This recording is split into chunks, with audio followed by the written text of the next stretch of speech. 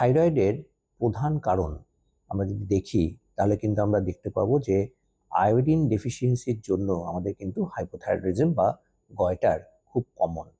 এবং যে যে জায়গাগুলোতে আয়োডিন প্রপার মাত্রায় পাচ্ছে সবাই, সেই জায়গাগুলোতে কিন্তু এক ধরনের থাইরয়েডাইটিস বা হাসি মতো থাইরয়েডাইটিস খুব কমন।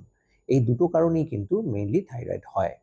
এবার থাইরয়েড হলে পরে কি ধরনের লবণ খাবেন এটা নিয়ে প্রচুর মানুষ আমাদের কাছে কোশ্চেন করেন যে থাইরয়েড তো ওষুধ খাচ্ছি, থাইরয়েড হয়েছে, তাহলে তো আয়োডাইজড লবণ আর খাওয়া যাবে না, এরকম কিন্তু নয়।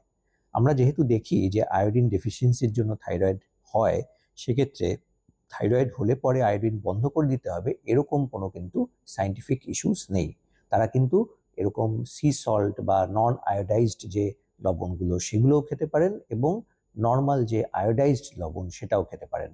সেক্ষেত্রে কিন্তু আপনার সারাদিনের পরিমাণ কিন্তু মেনটেন করবেন 5 থেকে 6 গ্রামের মধ্যে। তার কারণ এর থেকে বেশি যদি খান তাহলে কিন্তু হাইপারটেনশন বা হাই প্রেশার হওয়ার একটা চান্স থাকবে, যেটা কিন্তু আপনার ক্ষেত্রে খারাপ হতে পারে। সেক্ষেত্রে আপনি অবশ্যই মেনটেন করুন এটা, এবং থাইরয়েড থাকলে পরে আপনি কিন্তু আয়োডাইজড এবং নন আয়োডাইজড দু ধরনের লবণই ইউজ করতে পারবেন।